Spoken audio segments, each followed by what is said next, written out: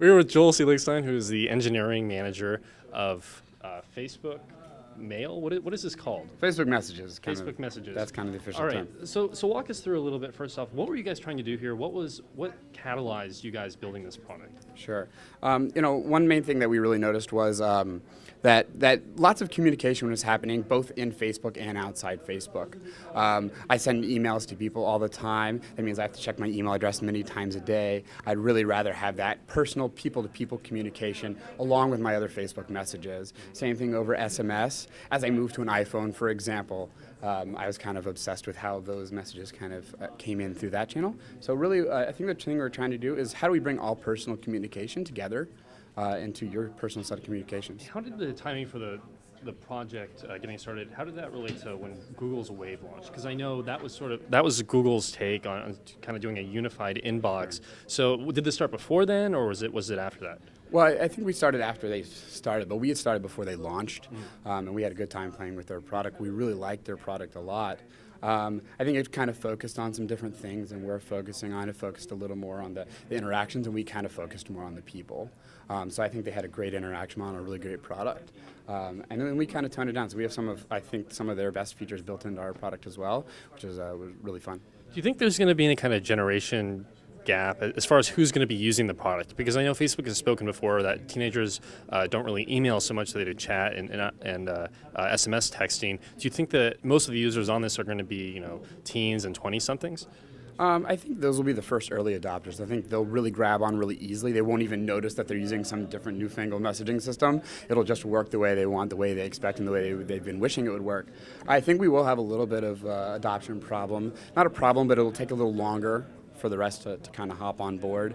We've noticed it takes even for us, it takes a couple weeks or a week or two before you really grab on and get the system. So I think they'll slowly come on board, but I think, yeah, you're right. I think the younger guys will grab it really quickly.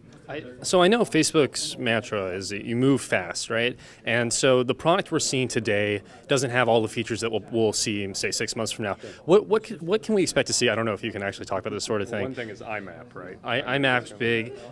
Is there anything broadly you can talk about how you could tie this to your other products, like photos and events, that sort of thing? Sure.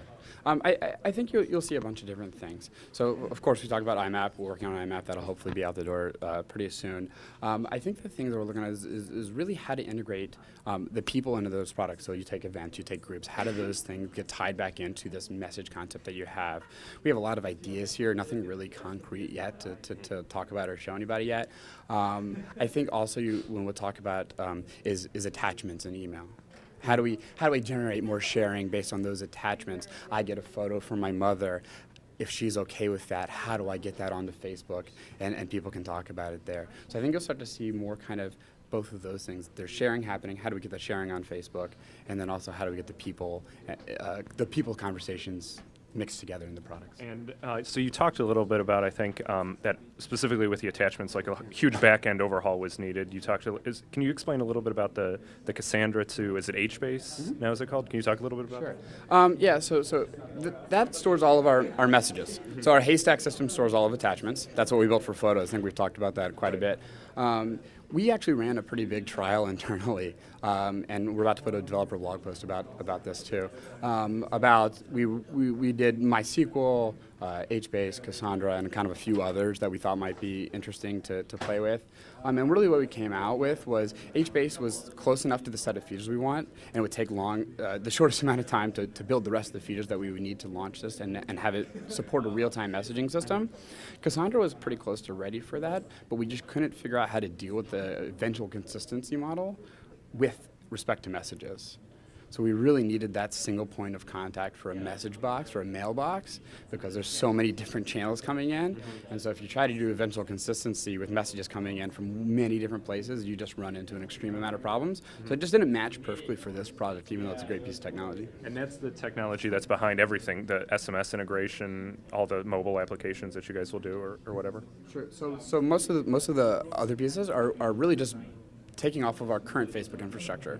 So we have a whole SMS pipeline, both inbound and outbound. That's actually no different today, except for now it has a different kind of endpoint for it.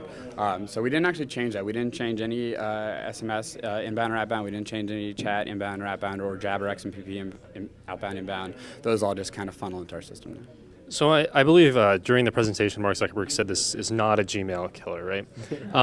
Longer term, I mean, do you guys see this as something people might use, maybe a year or 2 years from now as an alternative to just email?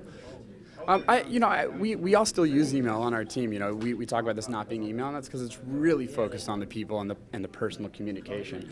I think what we've noticed very quickly is that our email boxes become high signal for things like bank statements and things along those lines, and then our Facebook inboxes become very high signal for people. So we found that there is kind of a duality there, and they're both extremely useful. So we don't see them going away anytime soon. Deals, newsletters, all those kind of things are very important. It's just become how to surface them correctly. So I don't know what the future is for email. I think we are hoping just to kind of capture the personal communication of email, and we're almost not interested in the rest, right? We're really interested in those people communications.